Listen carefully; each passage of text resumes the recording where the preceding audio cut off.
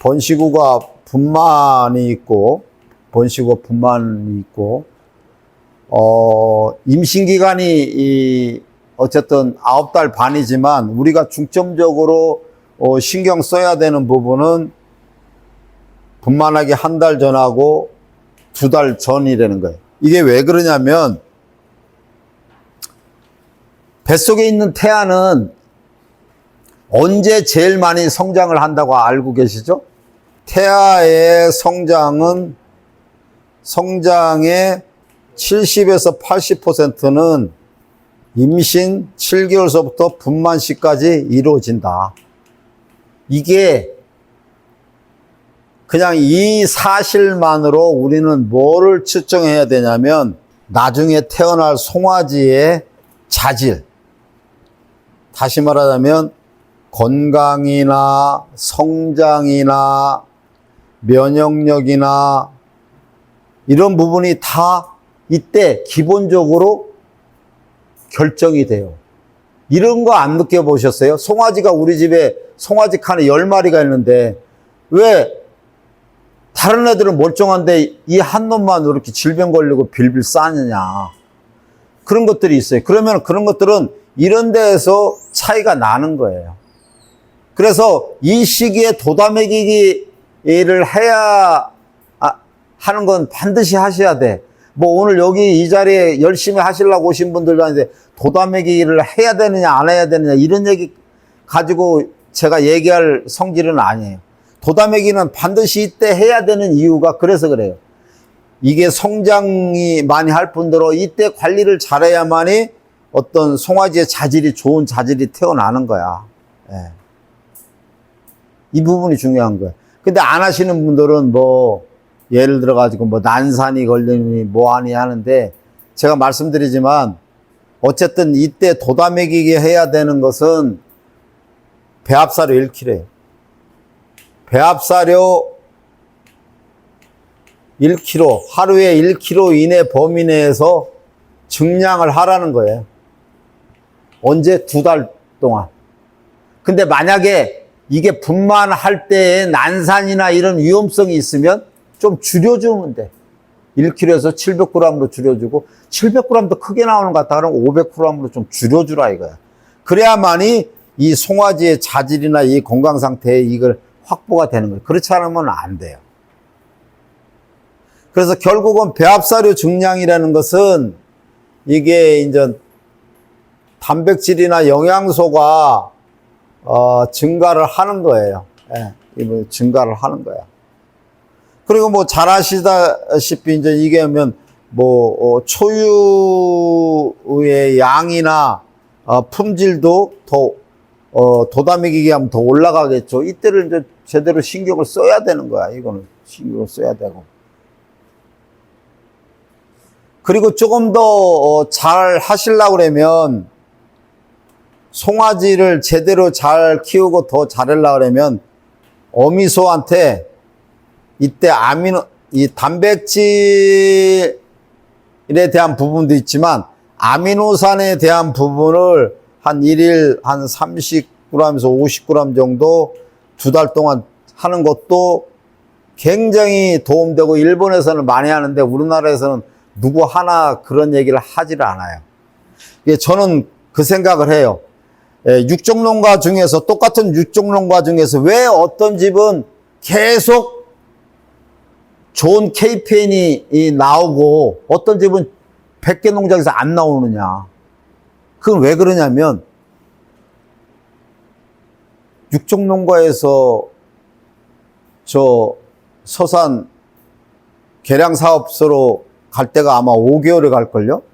근데 그러면은 태어나서 5개월까지 관리는 농장에서 하더라도 그 송아지한테 가지고 있는 자질은 기본적으로 다 돼 있고 그 후에 서산에 가가지고 송아지가 성장하고 거기에 어떤 뭐 유전적 검사를 해가지고 종모로 설정이 되는데 대부분의 성장은 그 서산에서 이루어지잖아요. 근데 기본적인 자질은 어디서 만들어줘야 되냐면 농장에서 이게 만들어졌어야 이게 가는 거야.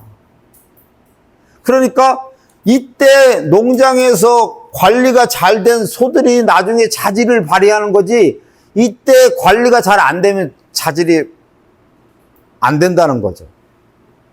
그래서 뭔가 똑같이 하더라도 여유가 되면 이런 아미노산 급여를 하는 것도 한번 생각을 염두에 두고 이렇게 하시라는 거. 근데 지금 우리나라에서는 지금 하는 사람들이, 이 젊은 친구들이 이때도 좀 하고, 송아지가 태어나서 송아지한테 한 5개월 정도 이렇게 먹이는 영향을 해요. 그러니까 그런 부분이 남들과 같이 다르게 자질이 좋아진다. 그래서 일단은 영양적으로 돋아먹이기 이 부분이 필요하다는 걸 아시고, 우리가 주사약은 이때 분만하기 2달 전에 비타민 A, D3 주사를 놓거나 먹이거나, 아니면 한 달 전에도 2차적으로 하거나, 아니면 이때 이건 한 달에 한 번씩 주사를 놓기 힘들면 이렇게 쭉 해서 뭐 우리 같이 분만 후 한 달에 2달간에 이게 이제 수정이 들어가야 되니까 이 부분을 전체적으로 매일 비타민 A, D3나 미네랄 같은 걸 먹이라는 걸 내가 권유를 하는 거죠.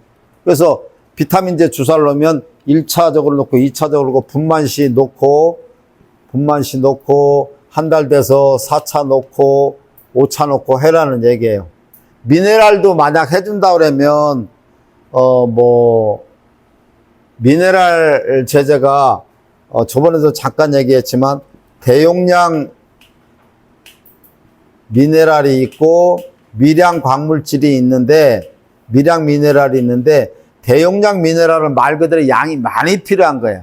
그래서 이걸 주사 놓기는 힘든 거예요. 첨가물인데 이게 근데 거기에 대한 중요성의 가치나 가성비는 좀 약해.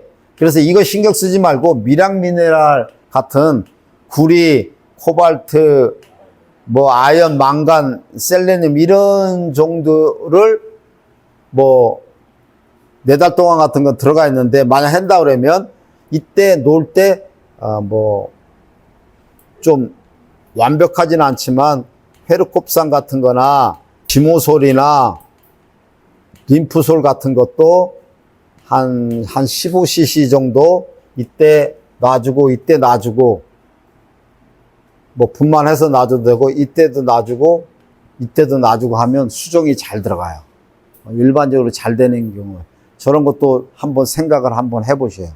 지모솔 같은 것도 한번 해. 그래야 전체적으로 이제 잘 들어가고. 그러니까 이제 일반적으로 이제 이렇게 제가 말씀드리면 해야 될 게 너무 많아. 저걸 다 저 양반 얘기대로 해야 되느냐 하면 좋겠죠. 백신은 기본적으로 오늘 말씀 안 하셔도 되잖아요. 그죠? 6주, 4주 전에 백신 놔야 되는 건 하시는 거고, 백신, 송아지 설사 백신을 하셔야 됩니다. 그리고 분만하고 나서 어쨌든 번식 후는 또 다시 발정이 와서 재생산을 해야 되기 때문에, 발정이 와야 되는 부분도 있어야 되기 때문에 이 관리를 또 해줘야 되는 거예요. 그래서 분만하고 나서 자궁이 깨끗해야 되거든요. 이 번식이 잘 되려고 그러면 내가 항상 하는 얘기가 자궁이 청결하고 난소가 충실하고 해야 된다. 자궁이 청결하고 난소가 충실해야 된다. 그래서 자궁이 청결하기 위한 방법을 지금서부터 강구를 해야 돼요. 그래서 분만하는 날, 이건 저희가 만들어 놓은 것도 있고 드릴 건데, 옥시토신을 갖다가 한 5cc, 많으면 10cc도 놔도 되는데, 이게 잘못하면 자궁이 밑이 빠져나오는 수가 있어서 문제가 되고, 그 다음에 둘째 날 다시 이렇게 좀 놔주고, 그래야 자궁이 회복이 잘 되거든요. 그리고 한 15일에서 25일 사이에 우리 집이 수태가 좀 잘 안 되는 것 같다 하면 이때 약물 주입을 해주는 게 좋아요. 그래서 약물 주입을 해주는데 첫째 어떤 게 있느냐, 시중에 나와 있는 연고 중에 메트리큐어라는 게 있어요. 메트리큐어를 이때 15일에서 25일 사이에 한번 넣어주면 자궁이 좀 좋아지는 수가 있고, 아니면은 가나마이신이나 겐타마이신 항생제 같은 것을 한 10에서 15cc에다가 그 다음에 증류수를 나 식염수를 40이나 50cc 정도 섞어 가지고 주사기에다가 담아 어떤지 50cc 주사기에 담으면 여기가 끝까지 하면은 60cc까지 들어가요. 어쨌든 맞춰가지고 여기다가 수정시키는 피펫을 끼워요. 그럼 딱 맞아. 그래서 15일에서 25일 사이에 한 번씩 넣어주고, 내가 수정 연습도 할 겸 넣어주고, 어떤 때는 이게 수정 피펫이 약하다 보니 구부러지고 막 그래요. 그래 안 되고 하는 것도 있는데, 어쨌든 연습 삼아 이렇게 한번 해보고, 만약 정 안 돼서 구부러지게 그러면 잘 안 들어가기도 하는데, 안 들어가더라도 그냥 그 안에 들어가면 쏘면 자연적으로 자궁 안으로 들어가는 경향이 있으니까 그렇게 한번 해보시는 것도 괜찮아요.